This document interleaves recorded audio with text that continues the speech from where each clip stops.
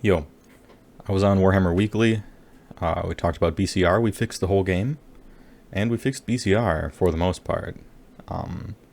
The show was, however, kind of getting on in time. Like, I think we were closing in on 3 hours. I just, we'd been going for a long time, and I decided to just kind of cut it short. I didn't talk about artifacts. I didn't talk about war scrolls, like war scroll fixes, really. And we didn't really get into battalions at all. We were just like, change these, make these good, fix the points, and move on. But I'd like to address them. I'd like to talk about that anyway.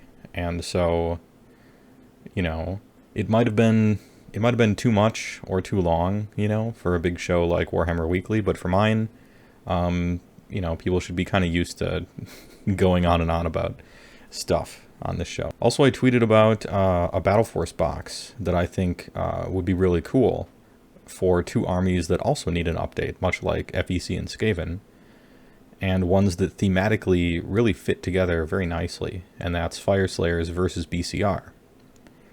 You have orange and blue, fire and ice, little and big, massive regiments and elite, no pants and only pants. I think, really it's a match made in heaven. And they're both, canonically, some of the only mercenary factions.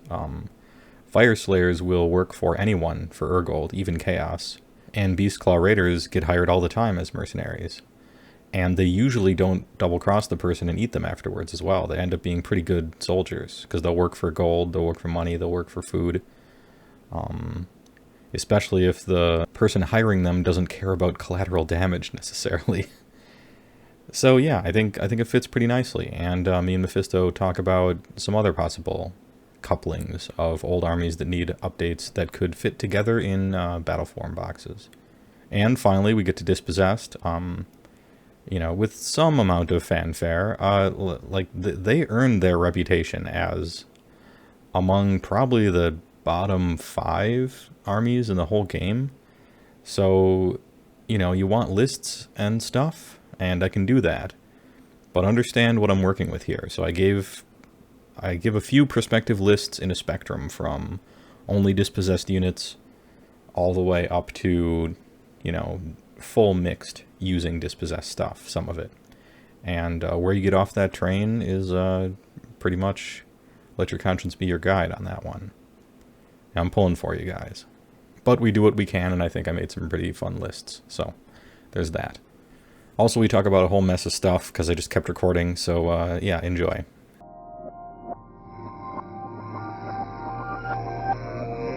Alright, well, it's finally time. It's time for Dispossessed, at last. It took a while, but here we are. I did a show on Warhammer Weekly last time about Beastclaw, and so speaking of down-and-out factions, here is the just about undisputed downest and outest faction, which is Dispossessed.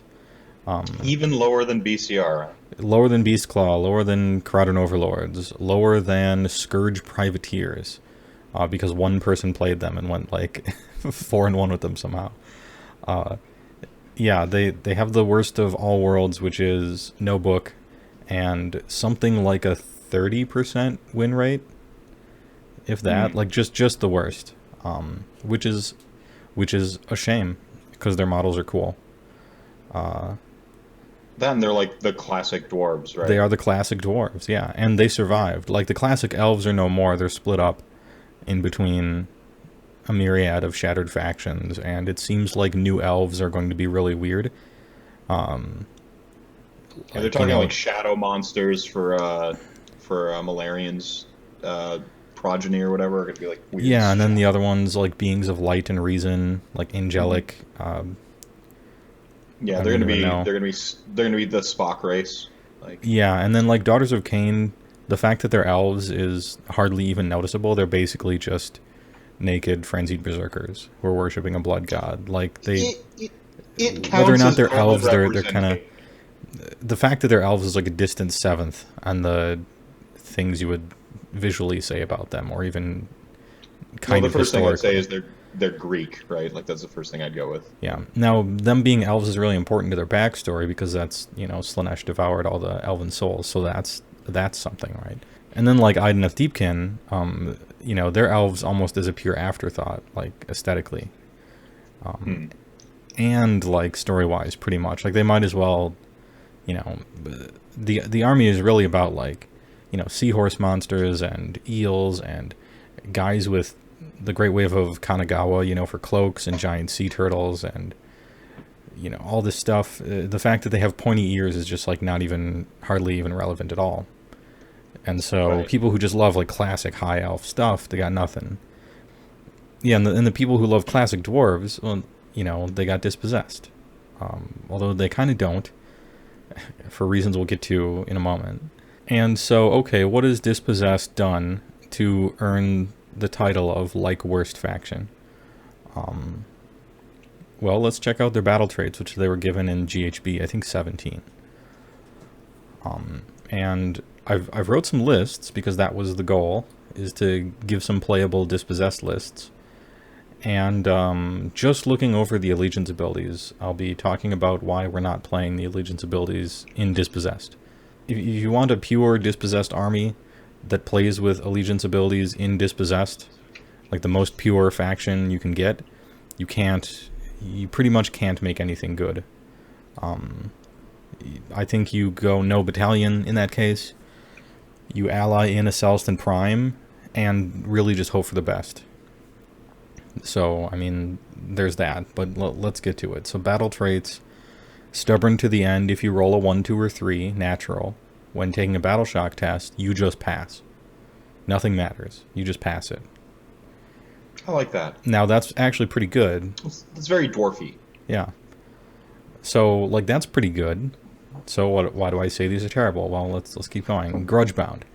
After setup is complete, but before the battle begins, choose or roll for the grudge on the table to the right. You roll if you hate freedom. You choose if you're a thinking human being. And the grudge mechanic is cool because it ties in with how they used to do. They had the Book of Grudges. Like, that's cool.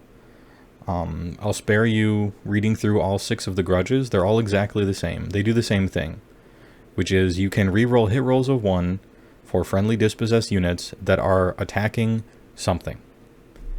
And that something might be a hero, it might be something that has a move characteristic of 10 up, it might be a monster, it might be guys with good saving throws, it might be people who didn't start on the battlefield. But long story short, different ways of limited re-rolling 1s to hit, which is no good. If you have a really large amount of attacks per model, re-rolling 1s to hit is okay. Well, in most other cases, it's not very good. I mean, it's nothing to write home about, that's for sure. Well, it helps you bell curve out, as I've discovered with Legion Nagash. And, right. But one of the problems with Dispossessed is that all their guys have, for in most cases, everybody you're playing with has 1 attack per model that hits on 4s.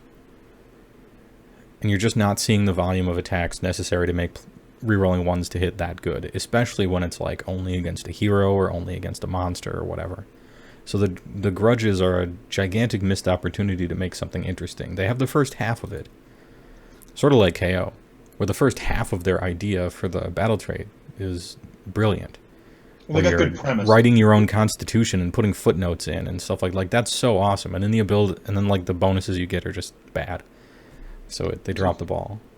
It's a good premise. It's a terrible execution. Yeah. As far as command traits are concerned, they all mostly have to do with combat. And your heroes are miniature, just tiny 5-6 wound heroes that aren't meant to get into melee combat and can't do anything once they're there. So largely your command traits are wasted. There's one where once per battle you can change your grudge. And so if you're playing against an enemy who has good saving throws and you chose to reroll hits against monsters and they don't have any monsters, well, you can switch it. And that's okay.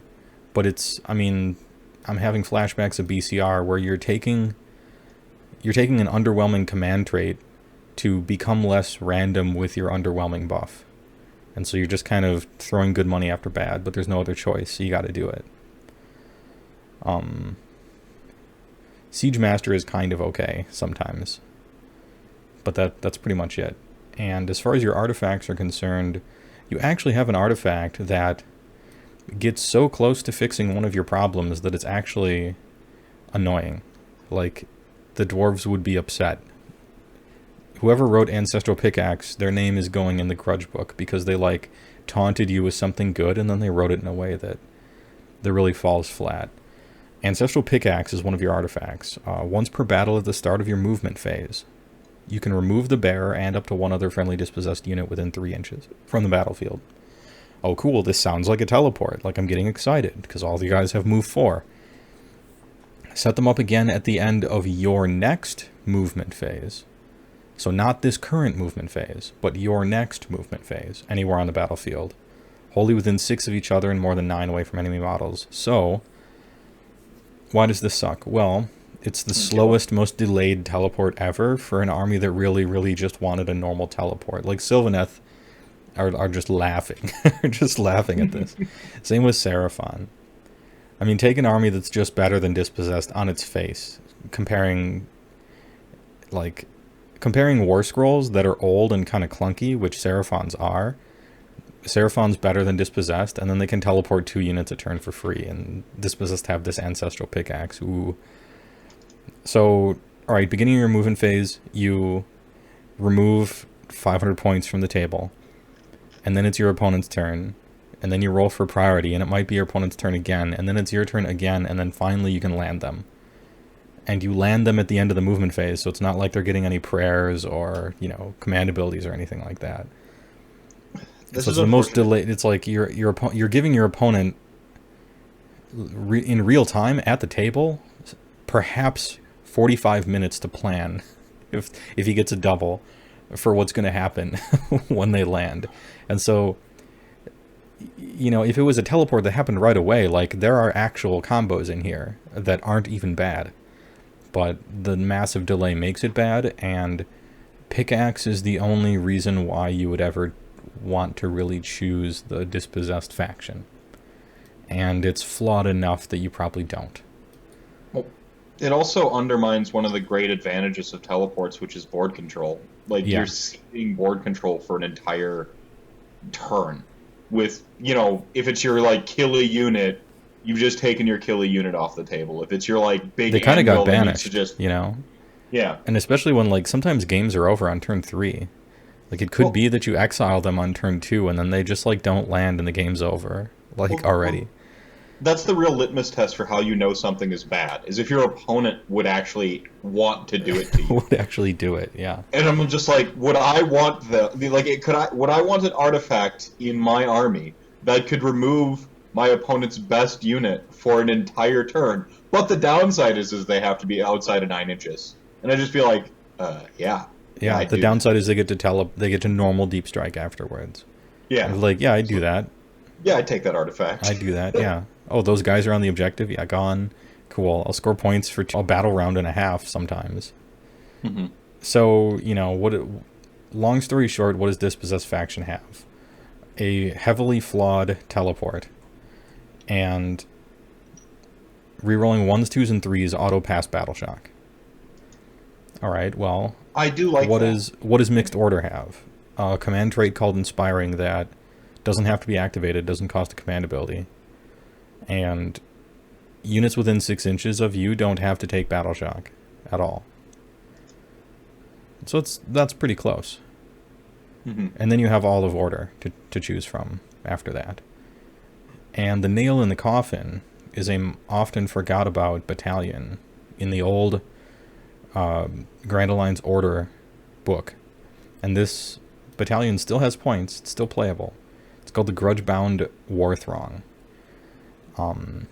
It has a requirement of basically taking one of everything, categorically. And I'll go over that in a second. But the abilities are, Ancient Grudge. You can reroll all hit rolls of 1 for models in a Grudge-Bound Warthrong. So, Ancient Grudge, the ability you get for this battalion, is straight up better in every way than your Allegiance ability, because instead of just against monsters, it's just everybody rerolls 1s to hit. But not only is it straight better, but it doesn't play nice with. So it's sort of like, if you're taking the battalion, you kind of really don't want to be in the Allegiance, because you're getting almost nothing from it. Mm-hmm. And then you also have Stubborn to the End, which is the exact same thing as what you get for your allegiance. If you roll a 1, 2, or 3 when taking a battle shock, you auto-pass. So if you pay 170 points for this battalion, you get all the good parts about Dispossessed. Allegiance, only better, and you can be mixed order instead. Which means you can have actual tools to compensate for your You can have actual stuff, yeah. And so what's the downside? Because, you know, there's always got to be one. Well, there is. You got to take an Unforged, which is a completely useless hero. So you're kind of wasting 100 points. And then you have to choose 4 units from a list, and then 3 units from a different list. And those requirements are fine. It's the difference between, you know, well, you wanted to play Dispossessed anyway, so, you know, if you wanted an MSU that can run up and, like, chop people up, you take hammers or something. Like, maybe in a mixed force you would have taken something. Yeah.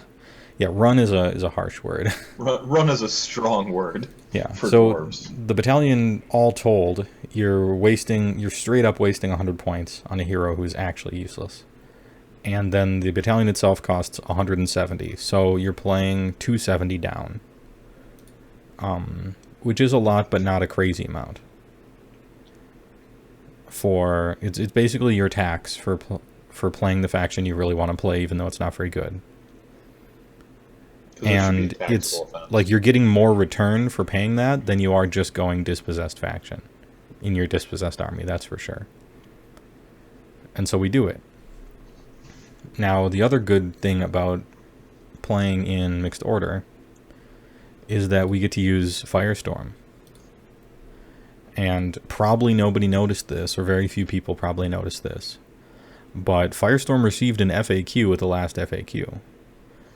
And Dispossessed has been added to the allowed races on many of the cities, because they weren't there before. And so you can play Tempest Eye Dispossessed now. And this I like. So what does Tempest Eye do?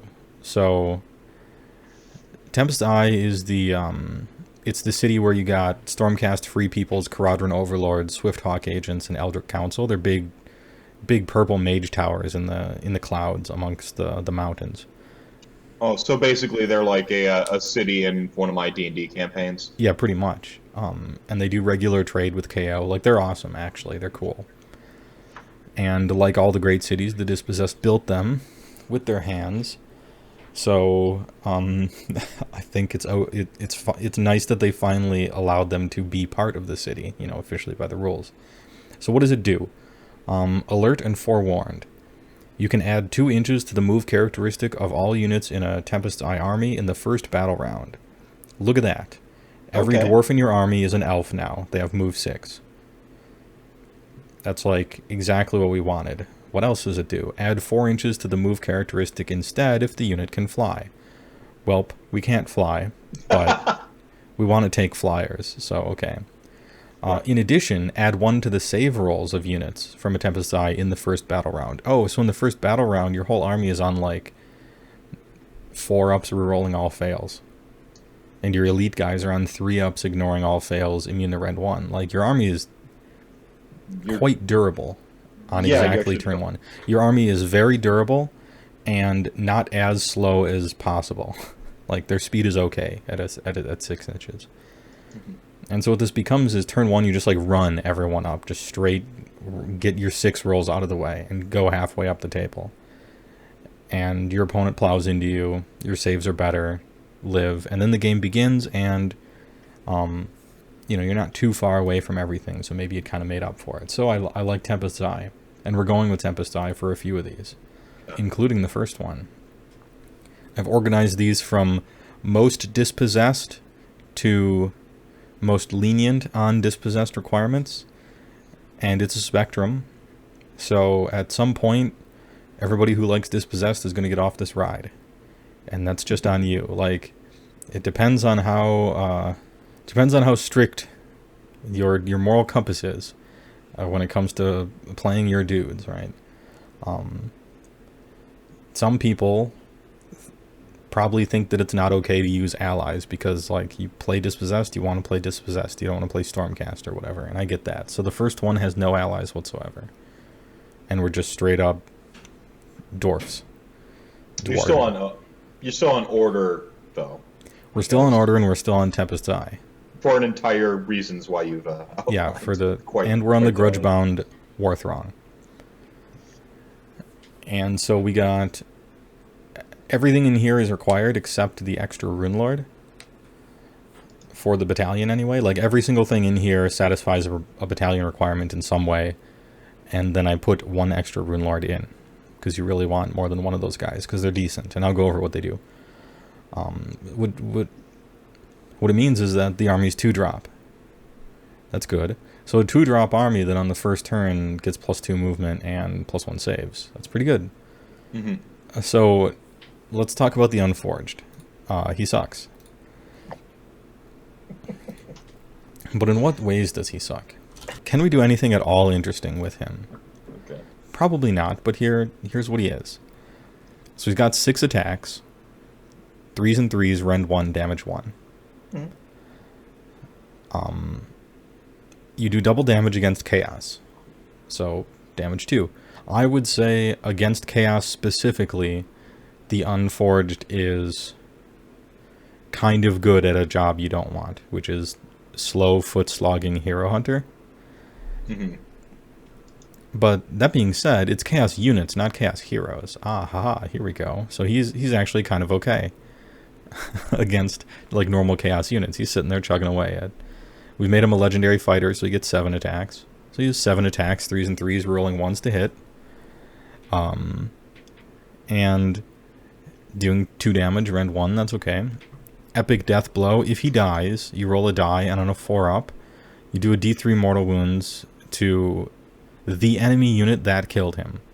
Or a D6 mortal wounds to if that enemy unit is Chaos. So again, like, half the time when you're playing against Chaos, this guy's a little missile that you just send out, have him do a bunch of damage.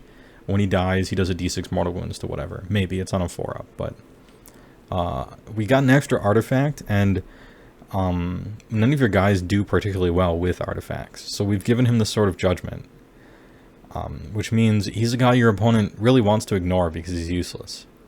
But then he's got the fucking Sword of Japan, and he has 7 attacks rolling 1s to hit. Like, he could actually kill heroes.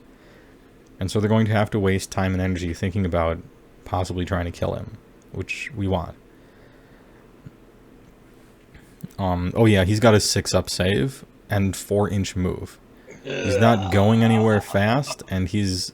The only place he's going fast is the grave, if anyone looks at him. And, oh, by the way, if he's attacking anybody who has a wounds characteristic of more than 1, you add 1 to wound rolls for him.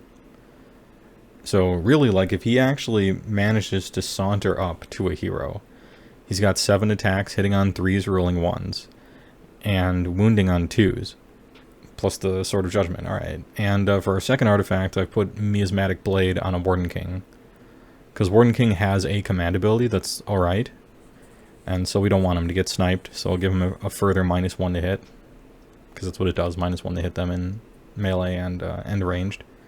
Mm-hmm.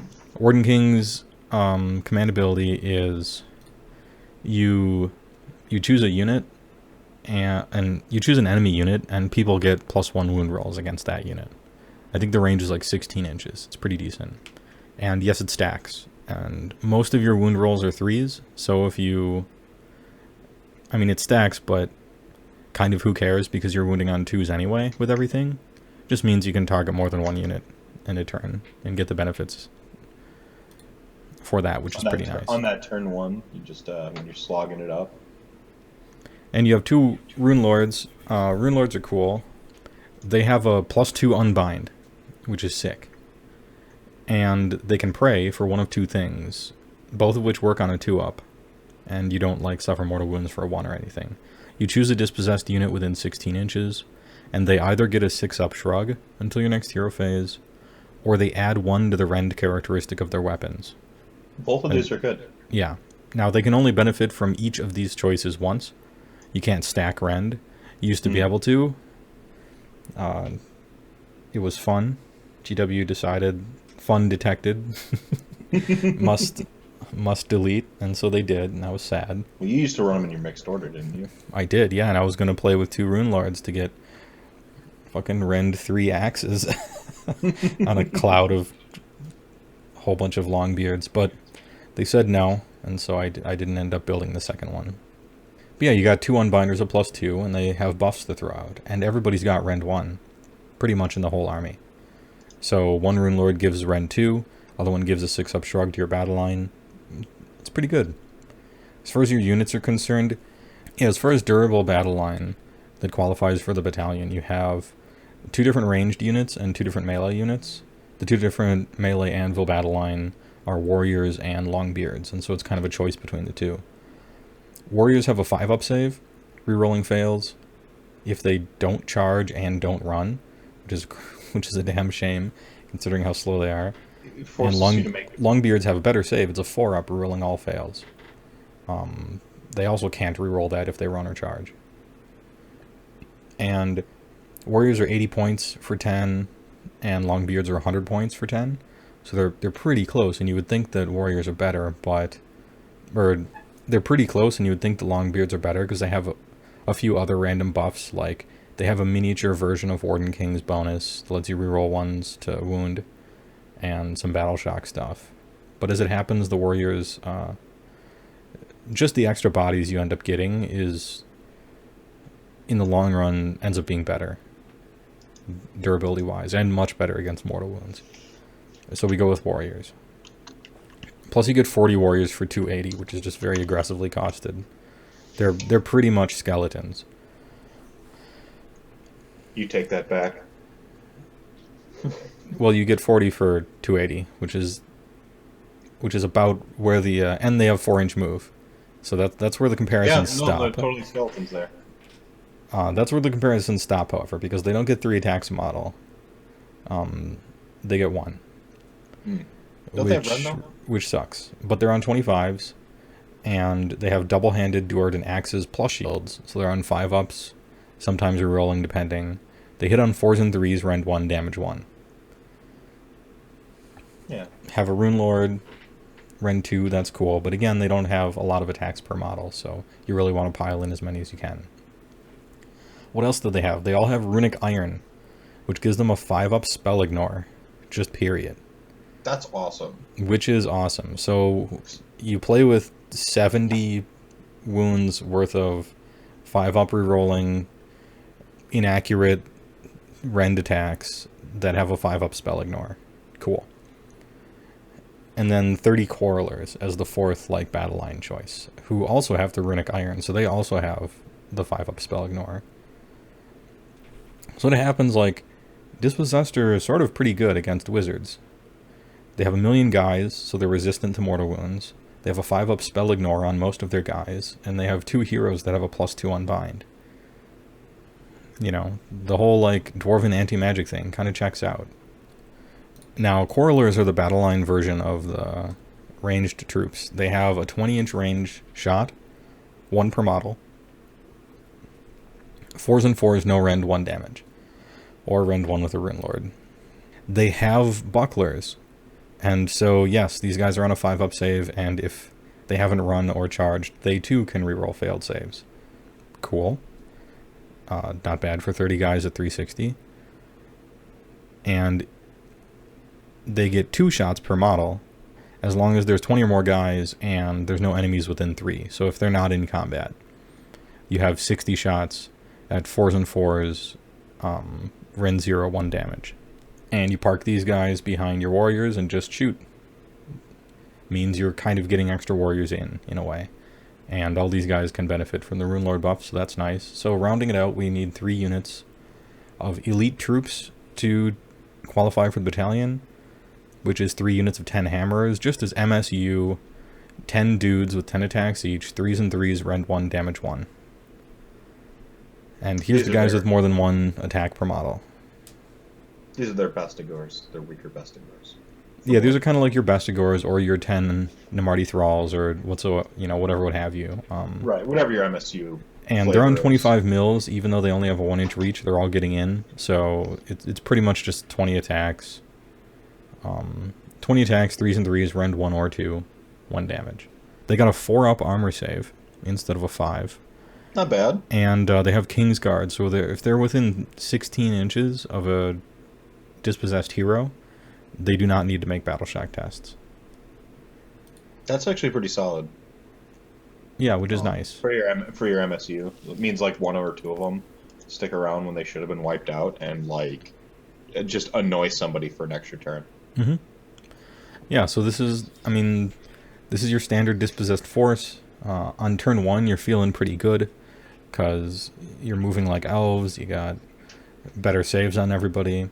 And then it's pretty much just, massive regiments of 5-up spell ignore, save, rerolling save dudes with a whole bunch of Quarreler shots behind them and some MSUs of hammer to hammer down. I mean, you have an Unforged who's just creeping around, like, waiting, and sort of as insurance for, like, deep striking units to come behind you with heroes attached to them. It's a little concerning. And Rune Lords are passing out decent buffs. Same with the Warden King. Yeah. And everything is just, like, 2 degrees shy of good or well priced. But you have bodies, they're durable, you have ranged, you have melee, you got buffs, you're good at unbinding, you have 5-up spell ignore on 4 of your units. Everybody's rerolling 1s to hit as long as they're in the battalion. You have so many ways of ignoring Battle Shock, it's kind of stupid. You probably get a triumph because you're 1950, and you start the game on turn 1 with 3 command points. It's about as good as I could do going like pure Dispossessed, I think. I mean, the thing I'm noticing about Dispossessed is they don't do anything unfair. Armies that win right now do unfair things, and like this army wants to meet you in the middle and fight like a gentleman or fight like a right, warrior. Yeah. And then like it's got like the 1 unit of range, but like yeah. I mean the battle plan is straightforward, but at least you have the speed for a turn to potentially like kind of pin somebody or at least contest those mid and sort of forward objectives, and then like actually just play a game, which is something that is a precious commodity to these underpowered armies. Yeah, it's kind of the ultimate. You can bring this to casual day at your local store and like nobody will complain. But this list, even though it's a real casual army, like it's like the most optimized version of pure Dispossessed you can possibly get. So maybe your joy until you get a book, which I think is on the way, will be you can take this to your casual night at AOS, friendly local game store. Nobody's going to look at you sideways, and you can probably pull off victories from the battle plan for doing so. Right. Right. And the game will be like, can Unforged do something this game? That's like the question. Like, can I get Unforged to do something? We'll see. Yeah. So that's list 1. As we move further down the spectrum, we are allowed to take more and more non-Dispossessed stuff, get a little crazier. Oh. And so the second one, it's not Tempest D, it's Tempest EDC, which is Eldritch Council, or Electric Daisy Carnival if you're Brian Kibler. So we're Tempest Eye again. We're Legion's Order again, except this time our mortal realm is Gur instead of Ulgu. And we're basically using allies, except it's mixed order, so there aren't such a thing as allies. So we can give them artifacts, which is great. And all of these guys are chosen from Tempest Eye legal stuff, which is Elder Council and Stormcast. Mm-hmm. So we dropped the battalion because you can't play the battalion and then like other stuff. You pretty much have to go all in on the battalion. So we're down that. Look, it forced you to take so much. We get an extra 270 points and then another like 400 that we didn't want to spend there anyway. I'm seeing something in this list that I love, but I'll wait for you to get to it. So we have 2 Rune Lords. Those guys are good. They stay. I want those 2 unbinds at +2, and I like their buffs. I like that extra rend. I like the 6-up shrug. We have an Archmage on Dragon who's the general. And yes, Archmage on Dragon is an Elder Council model with a elf in shining armor on it. But you don't glue him on. You put a manly dwarf on there with a gigantic hammer instead, and there you go. You're still dispossessed. Right. The cool thing about AOS is when you aren't happy with the aesthetics of a model, that's just a new challenge to overcome. And so you put a big bearded dwarf on there with a two-handed hammer in one hand and like a big book or something because he's a mage on the other one. And I don't think there's any like specific lore about them not being able to be wizards or anything in Age of Sigmar specifically. They're just magic resistant. I actually like the idea of just green stuffing a beard on the elf. Like he's like an elf. He's like an elf raised in dwarven culture so hard that like he's begun to grow a beard. So he's like raised by wolves and thinks he's a wolf. Like he's raised by dwarves and thinks he's a dwarf. He's like, who is that drow elf that was raised by dwarves? That famous D&D story that the community wrote. Her name was like Cupcakes or something. I can't remember. Anyway, I'll bring it up later. So he's got command trait, Master of Defense, which gives him a 6-up shrug. He's got the Mage Staff in the Book of Hoeth, which means he can cast an extra spell a turn, and he gets +1 to cast and unbind. And we've given him Grith Feather Charm, so he has +1 movement and -1 to hit. All told, he's a 14 wound, 15-inch move, flying wizard with a 5-up save, a 6-up shrug, and -1 to get hit. And his spell casts on a 4, and it dispels magical effects on whatever unit he targets, be it friend or foe. So like buffs for your opponent and debuffs for you. So that's actually pretty sweet. And he casts it if he rolls a 3. It also will unsummon endless spells if he targets them. And this is key. So as we move into Knight Incantor, so now we have we have a Knight Incantor who is a Stormcast wizard, so he can summon the Comet. And yes, we use the Comet. Right. And so Knight Incantor has a once per game auto unbind. So your unbinding situation is actually pretty lit here. We got Archmage on Dragon who can unbind twice at +1. Knight Incantor auto unbind once per game. 2 Rune Lords unbinding at +2. This is like your unbinding game here is, you know, I'm not going to say it's amazing or anything, but it's going to give Nagash heartburn just a little bit, right? Well, sometimes you roll 4s in Nagash. You know? Yeah, I mean you're unbinding it on average a +2, and you have an auto once a game, and you have 5 total unbinds to try a turn. So you're actually gonna, well, let's put it this way, you're gonna actually participate in your opponent's hero phase for spells. And a lot of times you're going to shut people down. Those sort of people who are like, man, I have a few points left, I'll just take 2 wizards that don't have a bonus to cast, and then some endless spells. You're going to shut them down, and they're going to wish they had those 300 points Or back. Just Destruction always. Yeah, like anyone on Destruction. Unless the moon is high, and then, you know, for one turn, you're a little Nagash, and then the moon goes away. Right. So yeah, those are your heroes, pretty decent. Everblaze Comet. This thing lands just outside of unbind range, interestingly enough, and it does D3 mortal wounds to sort of everybody in a circle around it. Archmage on Dragon, his unsummon thing, that's a spell. So when the Knight Incantor summons the Comet, it lands, blows up, does a bunch of mortal wounds. Then your Archmage casts Unsummon to unsummon it. So every turn you're hitting them with a Comet over and over and over, as they're like trying to chew through 90 warriors, which is a kind of a tall order. It's 90 models with 5-up rerolling that have a 5-up spell ignore, and probably a 6-up shrug because of the Rune Lord. I like this. This is fun. You also have Geminids to throw that at them, so they're even worse at fighting your guys. Plus it does some mortal wounds, which is nice. And if you're concerned about, oh no, the Geminids are going to come back to me next turn, just unsummon them, dude. Archmage on Dragon. Easy. Right. And so the list doesn't have enough firepower, apparently, because 1 Comet per turn isn't enough. So we have 30 Iron Drakes. Yes, that's 540 points. Yes, that's a lot of points. I like them. But Iron Drakes are sweet. They are overpriced, just like everything that's kind of good in Dispossessed, but they're cool. First of all, they look cool, and they're full plate mailed bazooka men. Mm-hmm. Who melee with pistols. I love that. They melee by punching you and shooting you. It's great. Yes, with pistols and mailed fists. That's specifically their attack is mailed fists, so they are punching you. Yeah, they're giving you the right there, Fred, when you finally get up to them.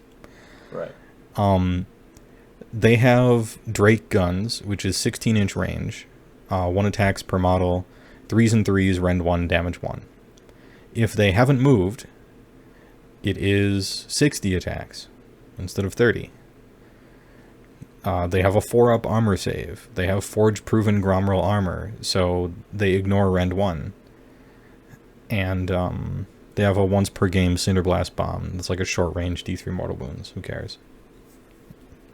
But long story short, warriors pretty much run up and try to pin the opponent in a big, grand melee in the middle of the table.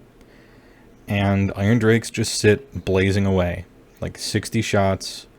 You use a Rune Lord, so it's 60 shots, 3s and 3s, rend 2, damage 1. And every turn, you're smashing them with a comet and throwing Geminids at them. Just over and over and over. And your opponent's spellcasting is mostly shut down. And if they're really killy, you're giving your dudes a 6-up. And so that's it. Like, you tie them up, shoot them down. That's the point. I like this list better than the previous list, but I'm not a dwarf player, so like I don't know about their biases. Well, we have pretty much all dwarven models, especially if you make the dwarf on top of the dragon there. Or you have the elven dwarf, the elf adopted by dwarves. Yeah, the funny adopted elven dwarf. Yeah, they'll just have to suffer one Stormcast model in their army, which I don't know. To some Dispossessed players, that might be a bridge too far. We'll have to see. Mm-hmm. But I present this as a fun list. It might not be fun for some of your opponents who can't chew through dwarves and then just sit there getting shot and commented over and over until all the guys are dead. But you know, it's got some game. It's got some game, I'll put it that way. And it looks and it seems fun to me. The thing you'll have to be concerned about is don't get your Knight Incanter headshot. Protect that girl. Because she's the only one who can cast the comet, because specifically only Stormcast wizards can. So if somebody just kills her right off the bat, you just lost 240 points. So don't do that. She needs to be protected. Right. But I mean, who didn't want to model a Dispossessed with a gigantic beard riding a dragon? I mean, come on. That'd be so sick. It would be. And you're at 1980, no command points. You know, never going to get a triumph, like whatever. It's fine. Also, Iron Drakes just look awesome. They're full plate using gigantic like bazookas. Yeah. Except they hip shoot them. They don't like shoot them over the shoulder.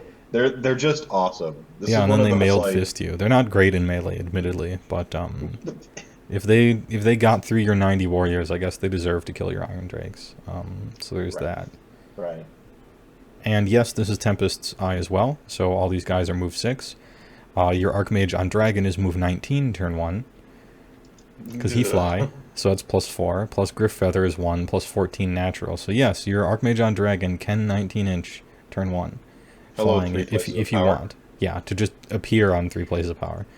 Oh, by the way, so you have this line of warriors that are fighting, and then you have Iron Drakes shooting and Everblaze Comets.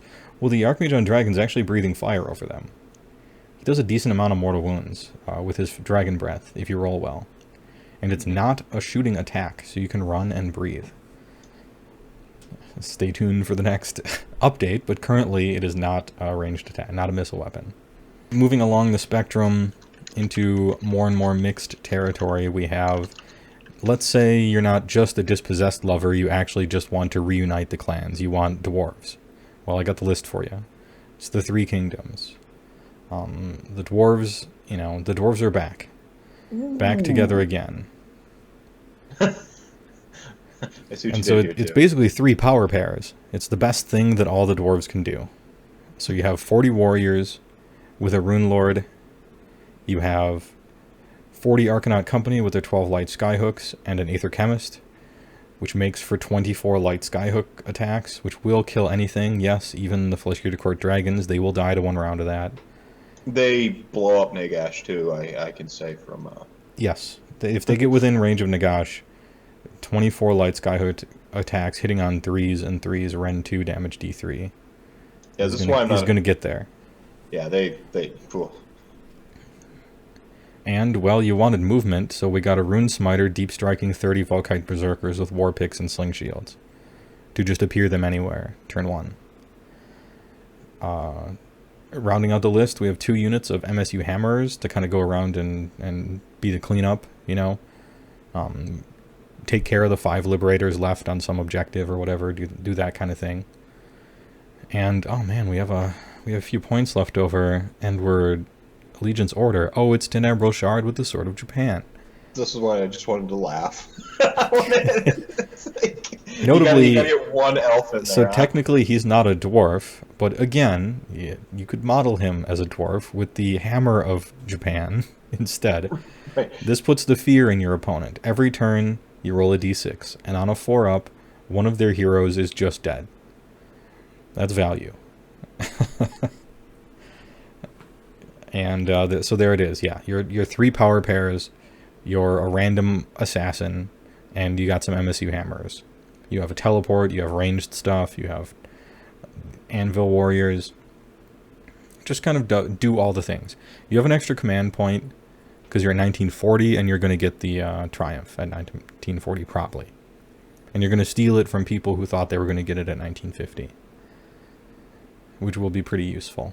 Rerolling failed hits or wounds with really anything, but especially those skyhooks is just brutal.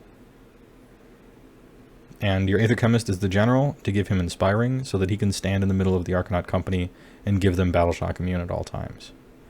Because they're really guys you're concerned about losing a bunch of when anything reaches them.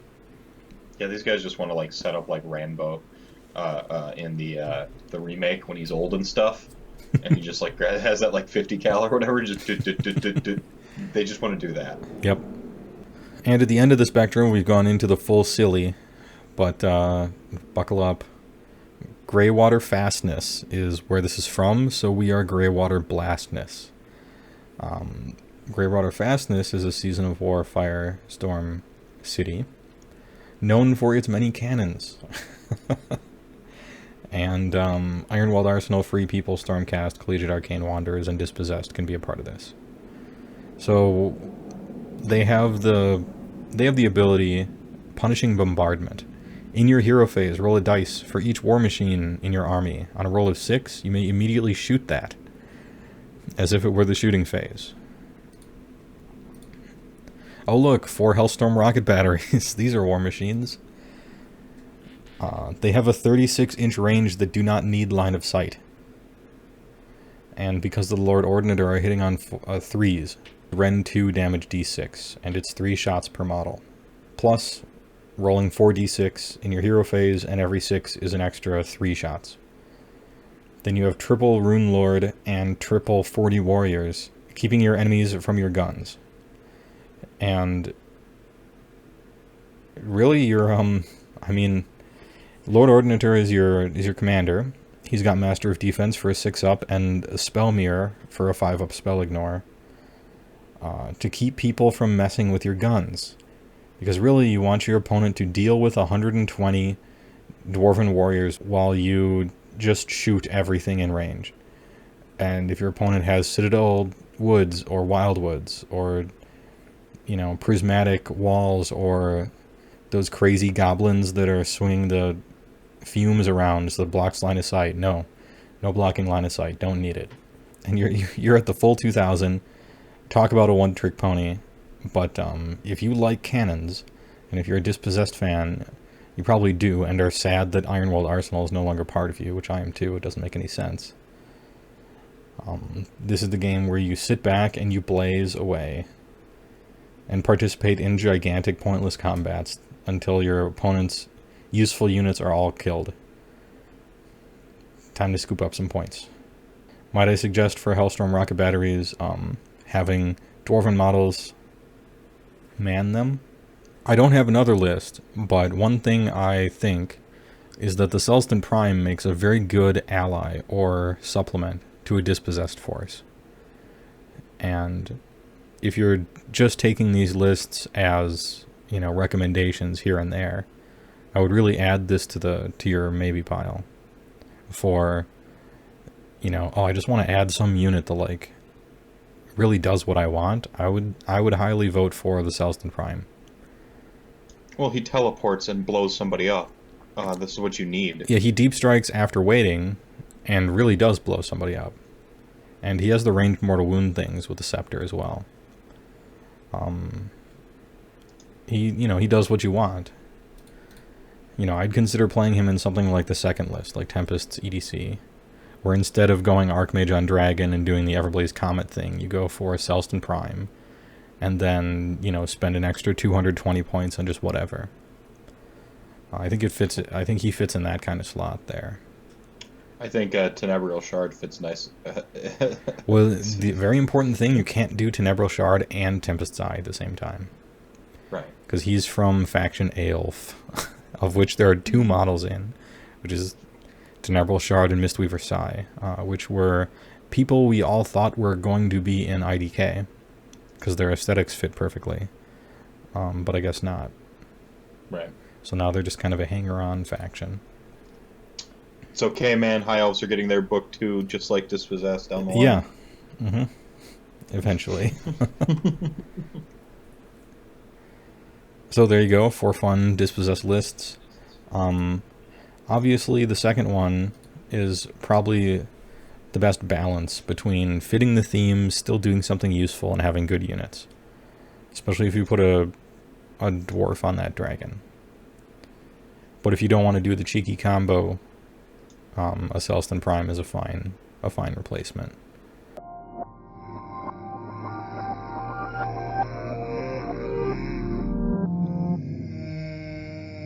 Let's slide into the post Warhammer Weekly Beastclaw Raiders fixes. And what better place to start than warscrolls? And amongst the warscrolls, what better place to start than the humble Mournfang, the first Age of Sigmar model, in fact the first miniatures model I ever finished painting.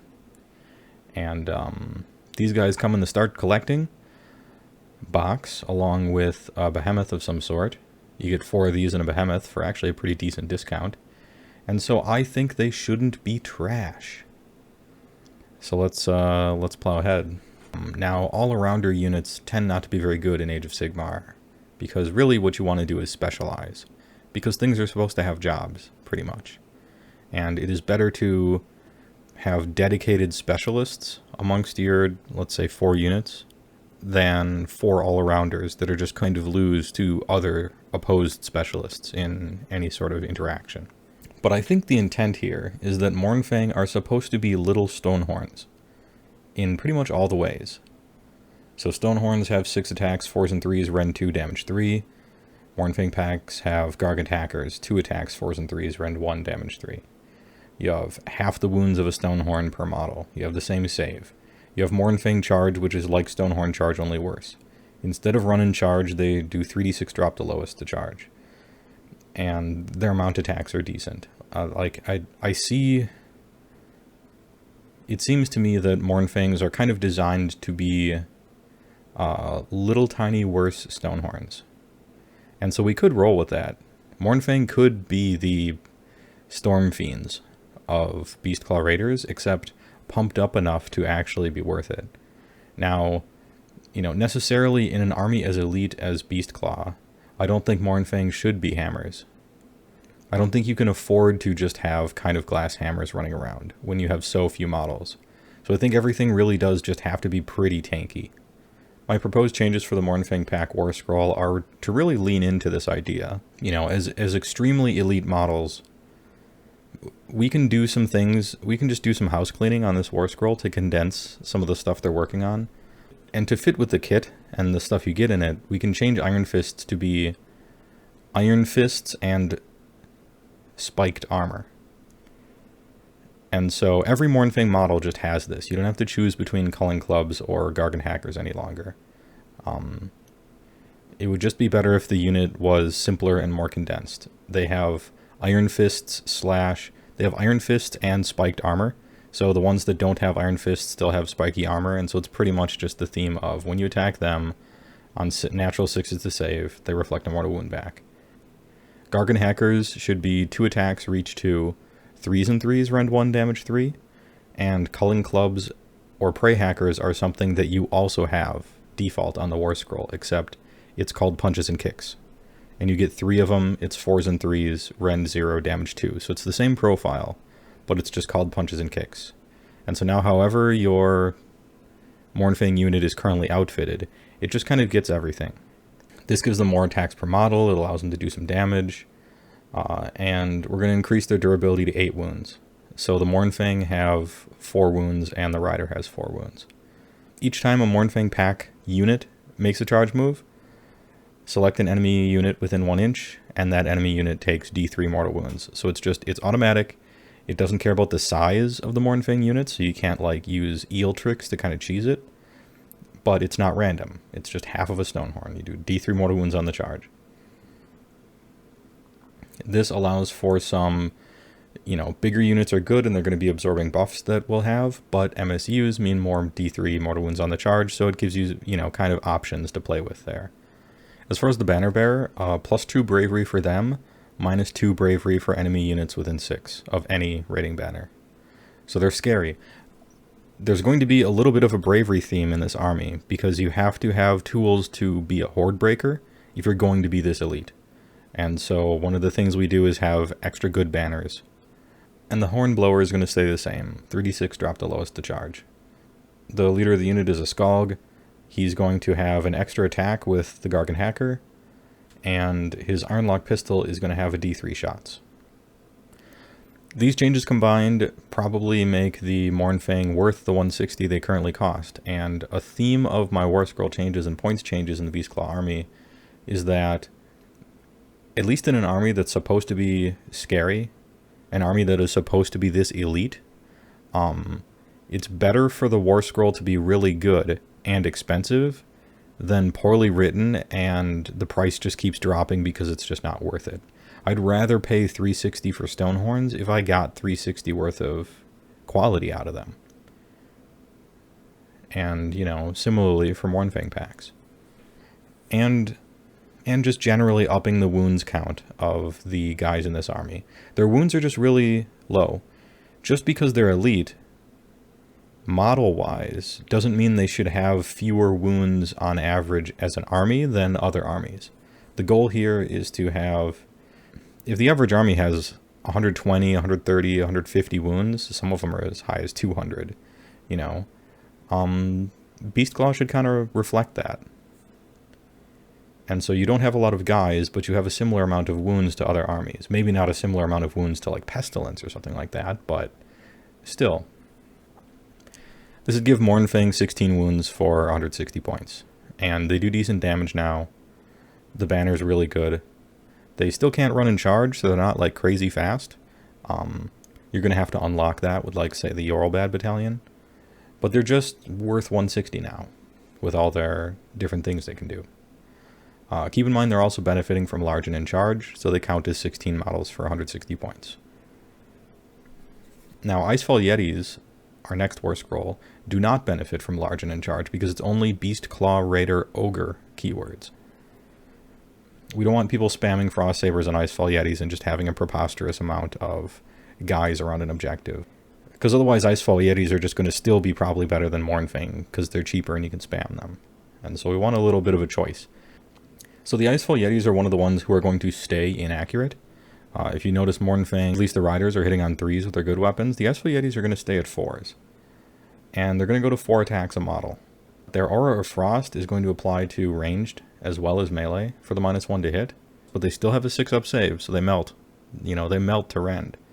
They keep bounding leaps as it works now because it's a nice little trick to have in the army, and we're going to change Invigorated by the Blizzard a little bit so that it doesn't step on Bounding Leap's toes. And Invigorated by the Blizzard is now going to do, when you're within 16 inches of any friendly Thundertusk models, you get a 6-up shrug.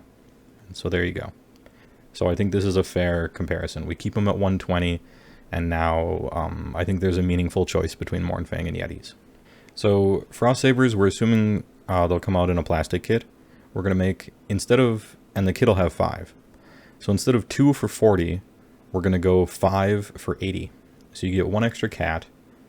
They lose their master's voice and gain skink ability, where when you activate them, they can flee.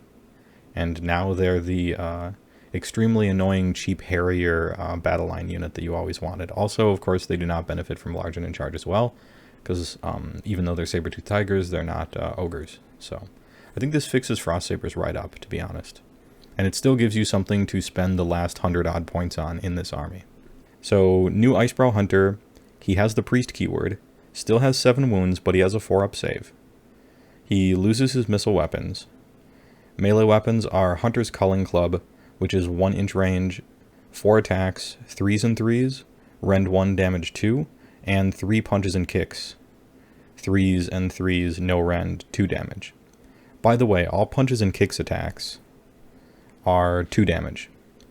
To kind of evoke how huge and strong and meaty these guys are, that they're punching you for 2 damage. Now, it's no rend on any of the punches and kicks, from Mournfang to Icebrow Hunter to all the Beast Riders, but it's still 2 damage a pop. He'll gain the Priest keyword and have 2 prayers on his War Scroll. The first one works on a 3-up, and it heals D3 to target Beastclaw Raiders unit within 16 inches. And the second one is Icy Breath, which is a level down version of Frost Wreathed Ice, but it's still on a 2-up, and it's just D3 mortal wounds. And he can pray twice a turn, but only one of them can be from the War Scroll, the other one has to be from the prayer book. He's going to keep Master of Ambush, and it's going to do the same thing for himself, but he can default bring Frost Sabers along with him. There's going to be a special named Hunter hero that has 8 wounds instead of 7, but everything else is the same. And his Master of Ambush can bring Frost Sabers and or Yetis along with it, and it's 2 units instead of 1. Now we get to the Beast Riders. These guys are battle line behemoths, and so, you know, this might seem weird, but these guys are going to generally be more durable than the hero versions of them, but less damaging, because that's really, I mean, that's kind of how it works, isn't it, everywhere else. You have these blobs of 30 guys.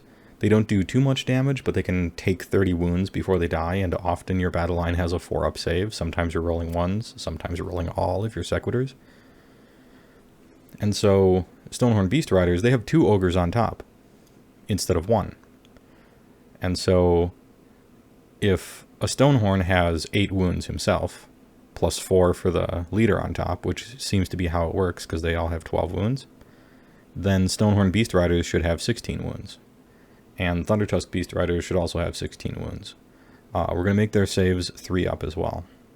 Aside from that, we're changing their punches and kicks to be 4s and 3s, no rend, damage 2, instead of 4s and 4s, no rend, 1 damage.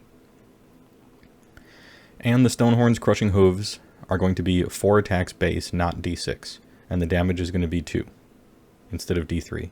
Earth Shattering Charge is staying the same, but you don't have to charge any longer.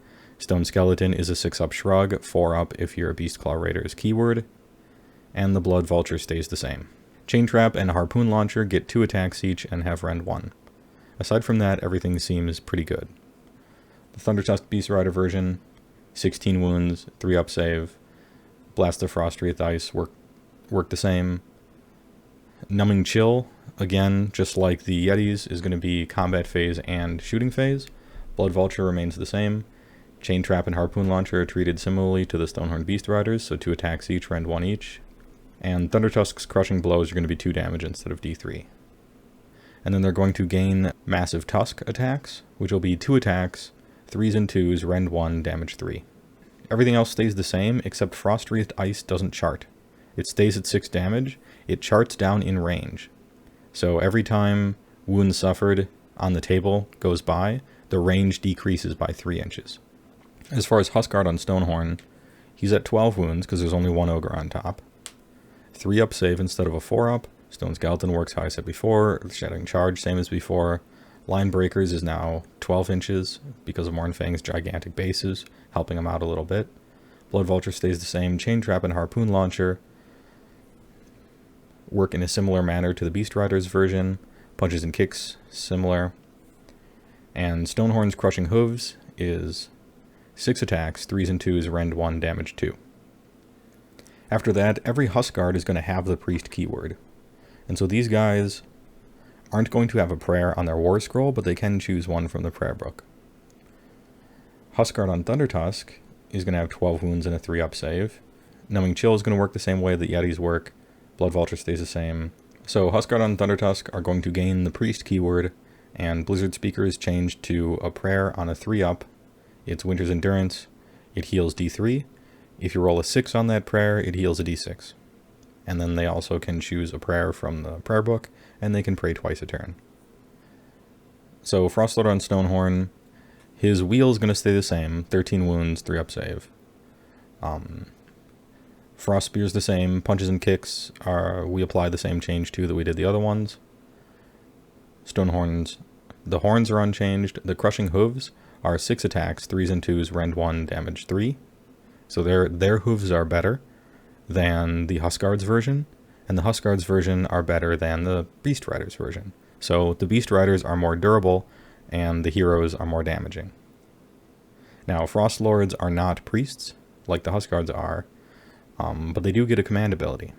And Bellowing Voice is going to be a little different. The Stonehorn Frost Lord is going to get a combat one, and the Thundertusk Frost Lord is going to get a utility one. So the Frost Lord on Stonehorn Bellowing Voice is going to be choose a D3 Beastclaw Raiders units within 14 inches, and they add +1 to hit until your next hero phase. Any one Beastclaw Raiders unit can only benefit from this command ability once per turn, and this ends up being similar to the Vampire Lord on Zombie Dragons command ability. It's about the same power level. So Frostlord on Thundertusk is going to have a different command ability. It'll be Winter's Voice or something like that, and it's going to let you reroll prayers within 14 inches. Aside from that, everything on the Frostlord on Thundertusk is going to be similar to the other ones. Frost Spear, 3s and 3s, rend 1, damage 3. Punches and kicks are souped up a little bit. And the Thundertusk's Crushing Blows, 4 attacks, 3s and 2s, rend 1, damage 2. And he's going to have 4 Tusk attacks that have an identical stat profile to the Huskard version. So again, we have the Beast Riders, which are the most durable, and then you have the Huskards, which have prayers and utility, and then you have the Frostlord versions, which are the hammers, with command abilities. And there you go, those are the war scrolls. It'd be nice to get a hero on Mournfang. He can have a custom scroll of some sort, but it'd just be making it up, you know? And I like Tom's idea of having a unit you could buy where it's like 3 hunters and it comes with 5 cats. And that's just like a little box you can get. And when you set the hunters up, you set the cats up, and it's just like a little, you know, normal unit you can pay for. Like, I don't know, 140 points or something like that. And I think that'd be pretty cool, but I'd just be making up everything on their war scroll instead of subtly changing stuff, so I won't really get to it. As far as the battalions, these mostly have good intentions, but they just need little tweaks to make them usable at all. Bragath's Beast Hammer, Fierce Rivals is just a straight +1 to hit. And there you go. Battalion's fixed. Everything else is the same. Have the eggheads, you know, point cost it appropriately. Currently it's 230, which is a hugely expensive battalion, so it's probably good there. Especially when, you know, my points changes aren't really changing things points, they're just making them worth their current points. You can't make a very big army with this battalion, so I think it's okay that it's this good. Olweir Alfrestun is just going to go down in points to like 80. Similar to Sylvaneth, so that you can actually play this Mega Battalion in 2,000 point game. But aside from that, all the abilities you get are the same, and it's fine. This is a fine Mega Battalion, it just needs to be like playable in a proper game. As far as the Sfard Alfrestun, this one is going to be our Grizzlegore, and so it lets you run more than 4 behemoths. So now you can play this thing in a 2K game. And the artifact of power you may choose, instead of being completely terrible, Hellwinter Vambrace, which is a suit of meteoric iron whose crude scraps of armor can turn aside the most powerful blows. Yeah, we're just going to say worsen the rend characteristic by 1 of anything that hits him. And there you go. And similarly, the points should go down enough so that you can actually play this in a 2K game. Skull is just 150 points to do what 100 point models can already do in every other army that has them, without the limitation of what thing you can bring along. It's just fantastically overpriced and pointless. If anything, keep the Skull and have it do something completely different and include a whole bunch of those, like, box set units of, like, standard hunters, you know, that come with cats that Tom was talking about. So, Torbad. This is the Herald of Winter, using Thundertusks and Yetis, and it's very mystical and shamanistic. We're going to change the force organization to be 1 Huskard on Thundertusk, and then 3 other Thundertusk keywords. And so now you can use any type of Thundertusks you want for it, and still 0 to 3 units of Icefall Yetis. Heartnumbing Chill is going to get a bonus on the die roll to reflect mortal wounds when people attack you, you know, from Everwinter's Master that I was talking about on the show. So it works on a 3-up instead of a 4-up.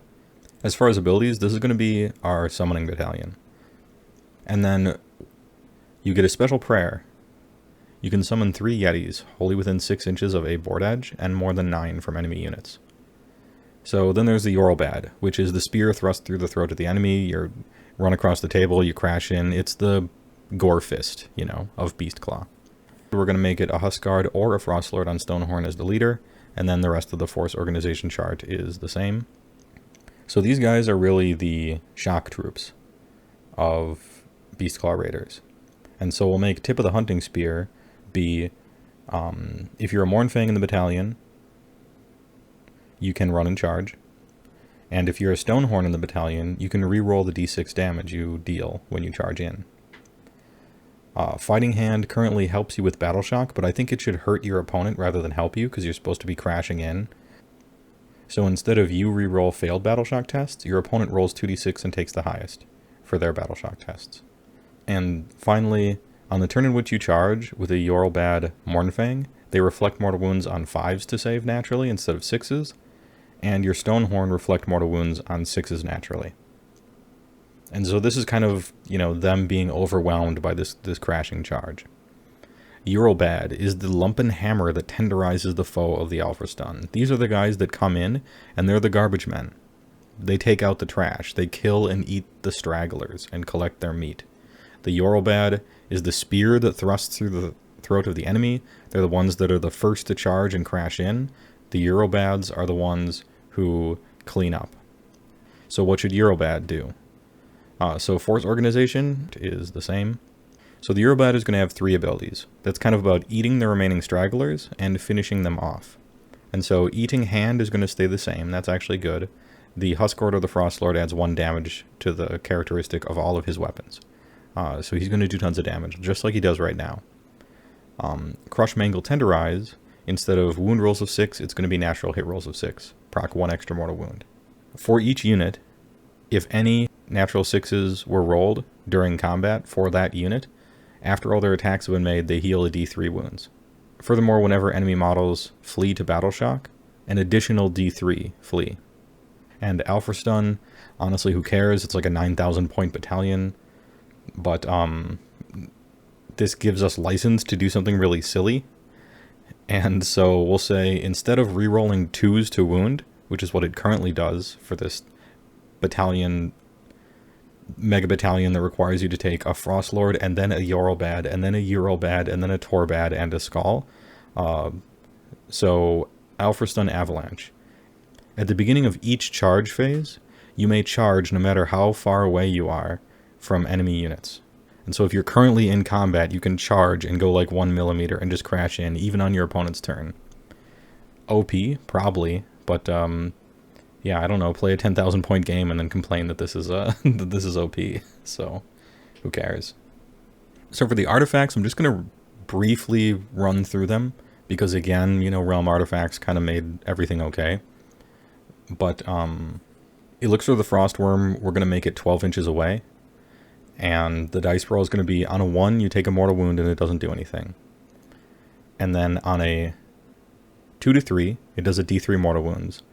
On a 4 to 5, it does a d6 mortal wounds. And on 6, it does 6 mortal wounds to them and a d3 to you. And so there you go. You have this super powerful breath weapon, 12-inch range thing, that either hurts you, or is okay, or is great, or is really good but hurts you. And so that kind of makes it a little more interesting. I would almost choose this, to be honest, for hunters especially.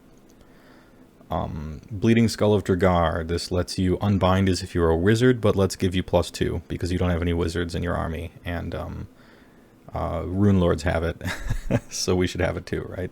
Give you a chance of unbinding something ever.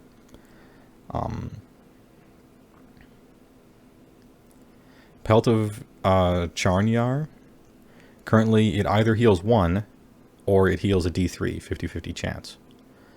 Considering that you can roll a 1 on that D3, it actually means you have a 4 in 6 chance of healing 1, or you heal a D3 on a 5 or 6. We'll just make it a D3.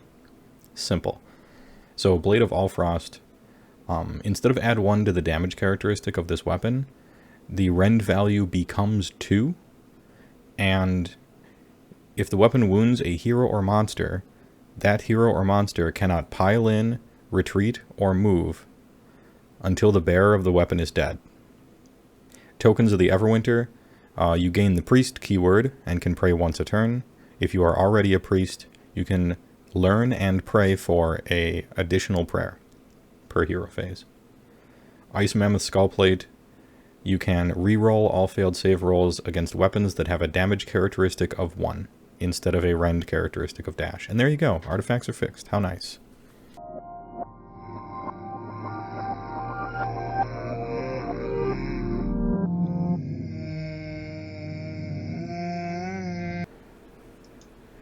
And there you go. How do I know a book is coming? Well, remember, and you probably don't, when 2nd edition was coming out and they did a faction focus for all the factions, Dispossessed was an actual faction that they did a focus on. And so, to me, that says they're not getting squatted, they're not getting rolled into some other book, but they consider them like a real thing. And real things get books eventually. Oh. I think you've got to have a lot of hope because what they did with Flesh Eater Courts and Skaven Tide. Maybe they didn't playtest them as much as they could have or should have, but I'll take rushing them out over playtesting them. You can fuck with the points. I'm fine with that. I think it was you. Somebody asked me. I think it was you, where you're like, "Man, does seeing Flesh Eater Courts, ignoring battle line requirements, does seeing Flesh Eater Courts, like just straight ignoring Behemoth limit for no reason, make you upset as a Beastclaw player?" And I'm like, hell no, dude. I am reinvigorated. Just think at how sweet like my book is going to be. And a lot of Dispossessed players, I think, are feeling like that, where it's like people with armies that are currently good are the most upset about how OP Skaven Tide and FEC look. But everybody who's got a book that, or doesn't have a book, and their army or their faction is just kind of like a piece of gum stuck on the bottom of a boot, they're just like, oh, cool. So, old armies with new books are the shit now. Nice. Can't wait for my turn. Mm-hmm. Well, he was a little bit of an not he, but Legion of Nagash was a little bit of an apex predator. Then, apart from Darza Kane, there was no natural predator. Yeah, because their other predators got killed because of climate change. Mm-hmm. The Karadan Overlords, all their glaciers melted, and they were the polar bears on there. Right. And so now you're like, oh, here's an army that has good shooting. All right, here comes a predator. Well, I've been preparing for that for a while. That's why we're on specific tech. And that's so much better than not being able to play your current list or something. So as long as there aren't like massive reactionary point changes in the pipeline, and I imagine that I hope that there probably aren't. Keep it boat racing, measured hand, no massive points. So I'll say, one way or another. I'll say with a big caveat, this was a very good thing to do, which was release some armies that are strong, and one of them, it's a bad matchup for Legions of Nagash. That's way better than overreacting on points. I will rescind this praise if GHB comes out and and they also overreact. Nagash is like 950 and they overreacted. It's like, oh, okay, so you did the stupidest thing. Okay, but for now, well done.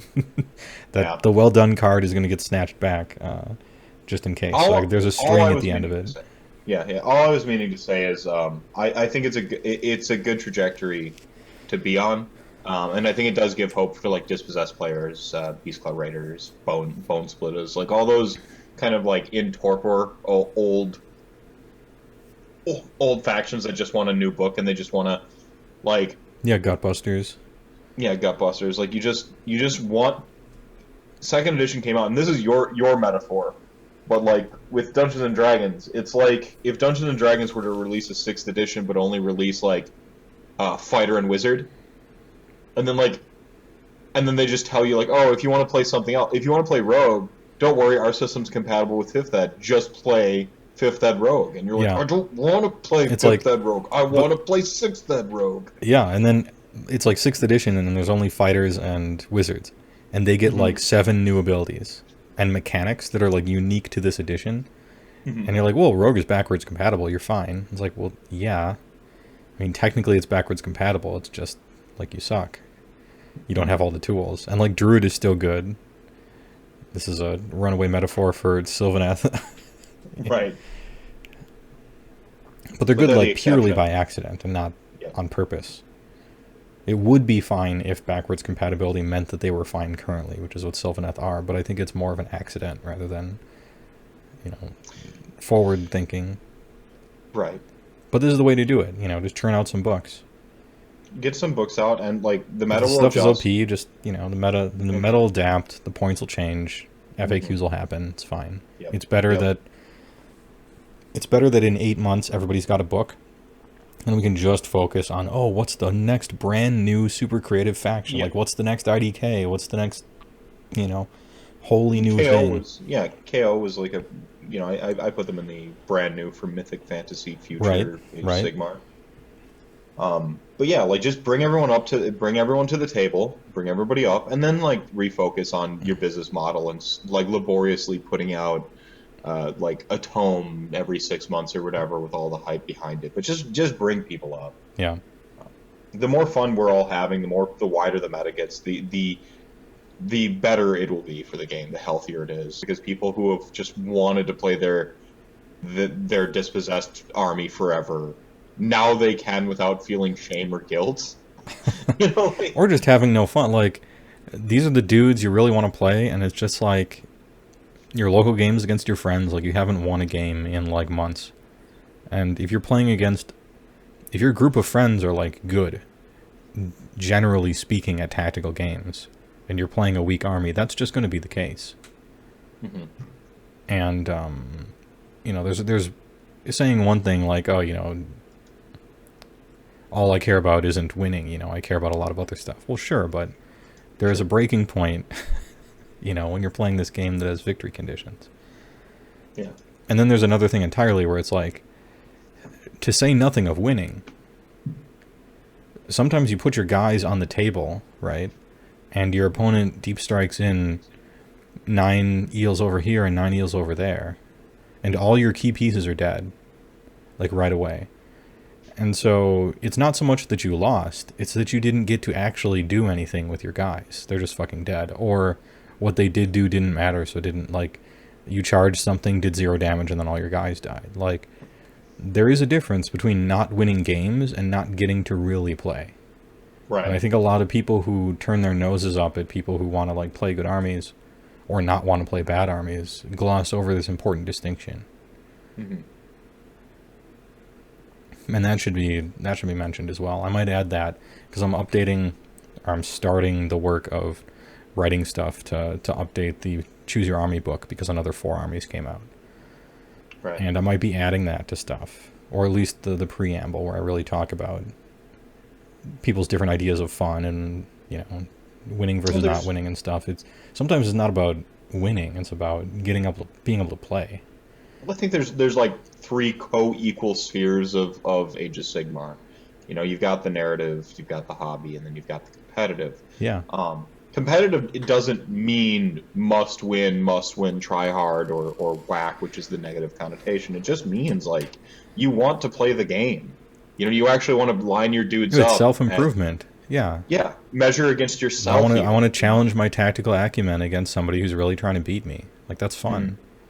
It's not like I have to win. It's like I want to be challenged in that way. Like, why do people play multiplayer games, right? It's the same. It's the same thing. Like, you don't necessarily want to climb a ranked ladder per se, but you do want to like you don't want to play against bots all day. Right. There are degrees of this competition, of the competitive side or the playing side of the game, and I feel like it's getting a little bit more of a bad rap than it deserves, because I mean, certainly the community aspect is what really keeps me in this game. The friends I've made. It was so surprising too, in a great way. I wasn't expecting it, because I've done other competitive things, and I don't think I have a single friend from those. I have friends that I took into the competitive things, like you and I and Nick and some yeah, we never really got any. But we never acquired new friends going to these tournaments and stuff. Because it's just like completely not what it's there for. The whole, top down, grassroots and up, like it just isn't really made for that. It's possible to do it, but it's not what you would expect. But with Age of Sigmar, and maybe maybe it's because we were around like 40K, and it's just a very different scene there. It's much more like Magic, and that's a bad thing. They're fine. They're fine with it. Like, I'm not saying they should change. I'm not saying Magic should change. It's got its own thing, and it's cool. Right. But I like what we have, and I don't think saying something is bad when it is going to suddenly make us turn into must-win assholes. Right. I don't think that's the tipping point. Right. I think the way to stop that slippery slope is by just like thinking about it, and then determining like what to do at each juncture. Also, just like think.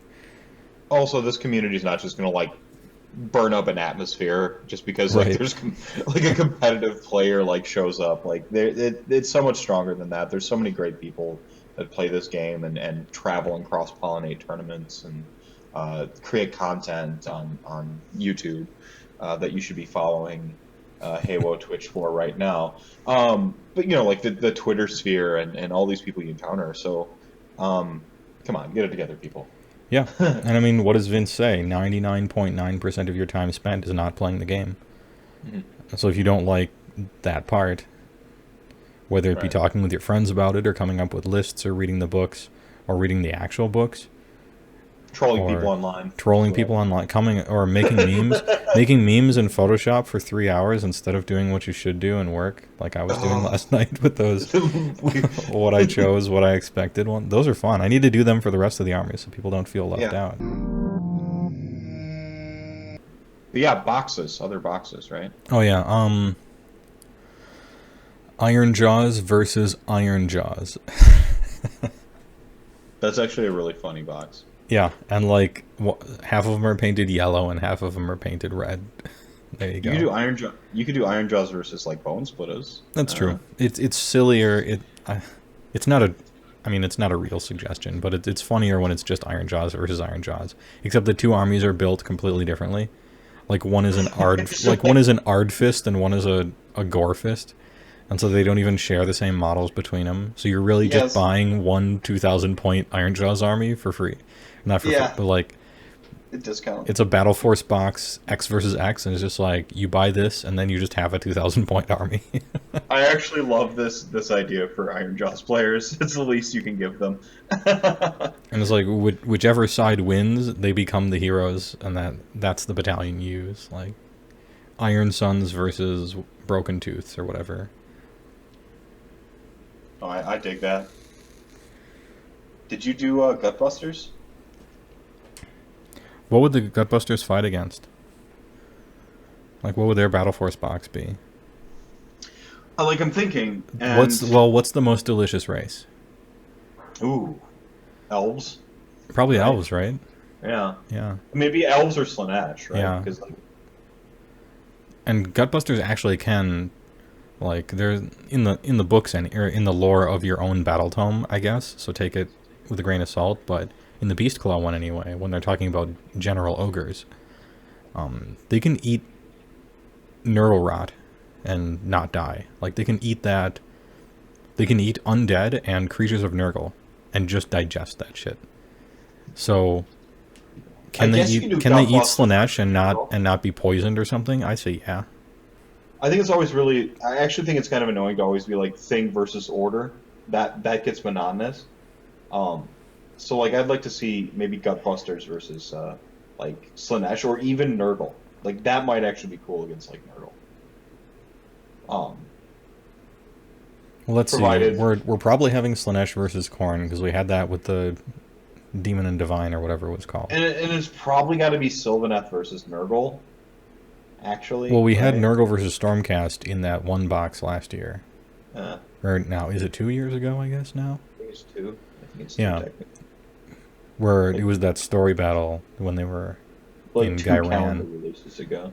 Yeah. I could see Sylvaneth versus Gutbusters. But I can't imagine the Gutbusters ever winning that game. That's the problem. I thought of a bunch of cool, like, Sylvaneth versus whatever boxes. But Sylvaneth would just fucking smash. I guess, Well, okay, they're getting a new book, so, like, things change. So we'll just pretend like it's good now. well, I was Could be actually saying, Gutbusters versus Sylvaneth. well, Sylvaneth Nurgle is the classic. No, Gutbusters versus Seraphon. Like, that's a cool front picture on the box, you know? Oh, and they're eating like delicious lizards on like sticks, like Yeah. some like Now, some it like doesn't work lizard very men. well for Seraphon necessarily, because they're the most, like, anti-daemon order troop. Mm-hmm. But I still think it's cool. Well, I think the point is to actually And kind of, dinosaurs versus, you know, big scary monsters is sweet. see, that's almost where I'd want to see like Bone Splitters versus Seraphon. Bone You got, like, Splitters the sort of versus somebody with lots of monsters. Oh, okay. Or maybe the Bone Splitters book won't be all in on killing monsters for their Legion's abilities, Well, which I no, think was like- kind of dumb, but... No, Bone Splitters versus Seraphon then. Come on, man. They've got like monsters and stuff. Assuming Seraphon are getting a rework because they should. They just Yeah, and they're same with Bone clunky and Splitters, weird. yeah.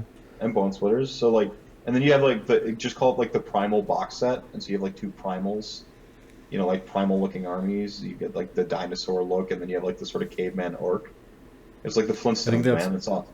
I think, No? I know I'm taking this more seriously than it needs to be. I think that's too much ancient, ancient simple tools kind of theme, right? Oh, we've got too far. Like, Well, Bone Splitters and Seraphon, they're like Aztec, Mayan, and like Stone Age. It's a little too old and old.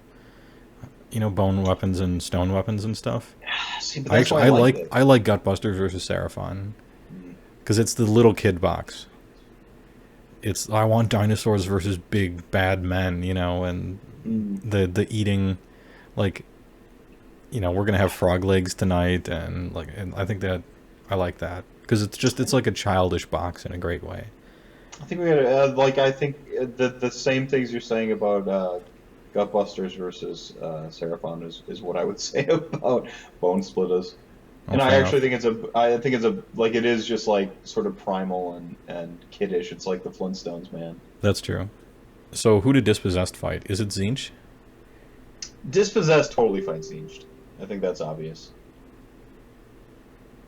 Like new Tzeentch versus new Dispossessed? Mm-hmm. I could see that. And it's like a classic, or you could do a KO versus Tzeentch too, right? Like, The KO versus Tzeentch is definitely the most like aesthetically colorful box. Just everything in there looks really weird and cool. mm-hmm. What else would KO play against though, really? KO versus Ironjaws would actually be kind of cool. The most technologically advanced versus the most brutish.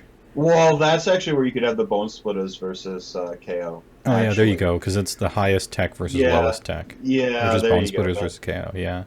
Yeah, so I guess I have to concede Gutbusters versus Seraphon.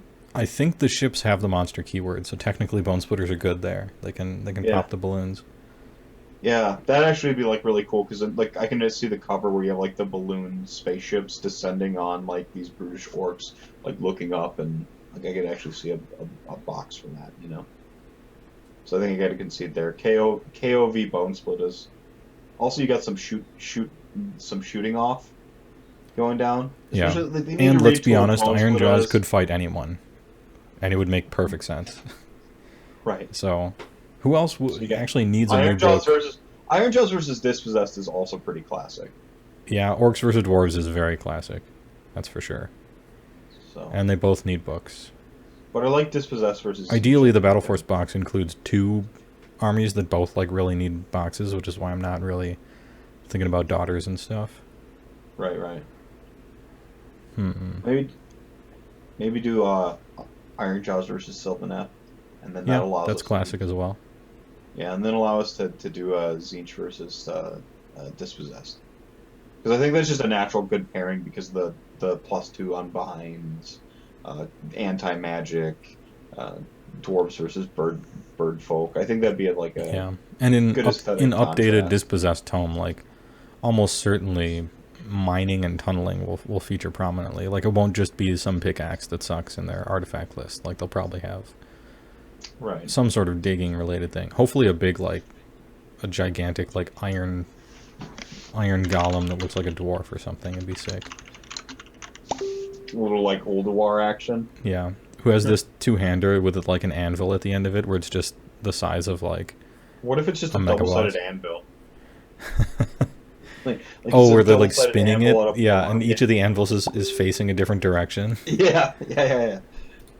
Is anybody else waiting for a book?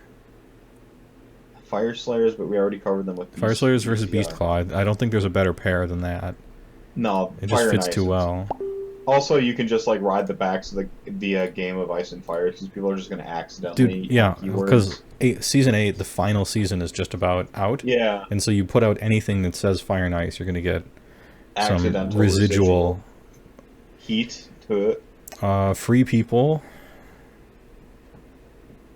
See, okay, so free people, the way I'd want to do free people. Oh, put them against the nastiest, most magical, demonic.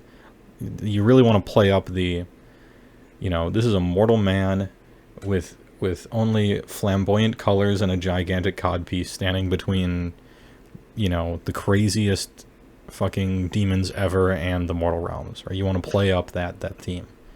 It's kind of exactly where I was going to go with Dark Oath. Though, like this Dark Oath Everchosen like remake we supposedly might be getting. Yeah, that's it. Yep. Yeah, Dark Oath Everchosen Slaves to Darkness, like they're kind of redesigned and put all together. Yeah. And then it also brings old boys back, right? The old guys, where it's great sorters with red and white cod pieces against the barbarian Slaves to Darkness tribes with their Chaos Rune shields. It's just like the classic old school pairing. Yes. And that's really what this box, like, who's your audience, right? It's going to get the old guys. Right. And so I like that a lot. That's definitely the case. Because if it was Everchosen versus the Cells in Prime, like, it'd be so boring. Well, and that's what I'm trying to avoid with these pairings. And I don't think Stormcast can get a new box. Screw you, not this year. I mean, they'll get something. We know. I think they do because I'm a betting man, and I see the odds are pretty good. Right, same. But but in my fantasy land, where I make up all the boxes that are coming out this year. In my fantasy land, I fix the point balance between all their units and make all the battalions playable in the GHB, and that's my gift to Stormcast. I think that's about it. Are we good? Because Slaanesh is getting a new tomb, and so is Blades of Khorne, but they already got a Slaanesh versus Khorne thing for demons for 40k in AOS, so their thing kind of already came out, and we're just kind of waiting for books on that one. I think we solved the puzzle nicely. Do we need a recap? Oh yeah, so for recap, it's Dispossessed versus Tzeentch, Beastclaw Raiders versus Fire Slayers, Bone Splitters versus KO for the oldest tech and the newest tech. I really like that. Iron Jaws versus anyone, even themselves, it doesn't matter. Seraphon versus Gutbusters / what was yours?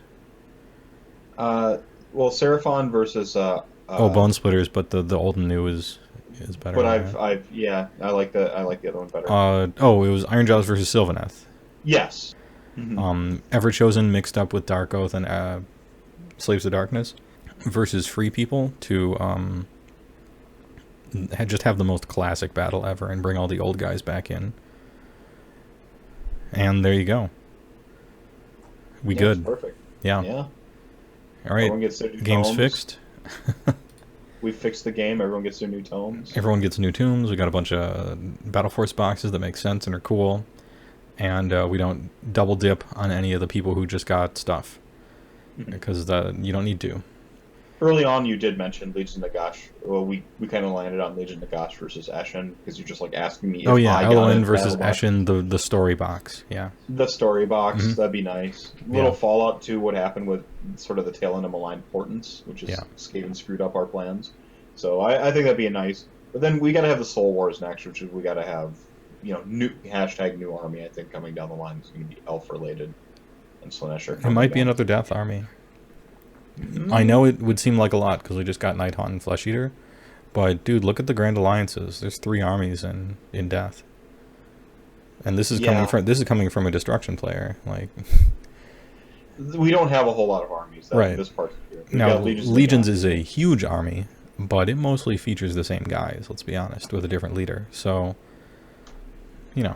I could plus. Man, it just would be nice to have a proper vampire army. I'm just saying. I agree. Oh man, I'm just. I keep saying. using the joke about like vampire sky pirates. Like I keep making that joke. Oh yeah. And but that's just use a bunch saying, of the actually use a bunch of the Scourge privateers. Just paint little fangs on them. A lot of those guys are dressed up pretty vampiric. Actually, good conversion opportunities there. Yeah. But what I'd really like to see is actually a 20 to 30 foot unit of vampire elite fighter types. Yeah, I want vampires on foot. To see vampires on foot in a. Yeah, I don't want to see proper Blood Knight done. Like, I want to see the same current company that did those Troggoths. Mm-hmm. Like, they took Troggoths, which looked downright fucking terrible, and they made them fantastic.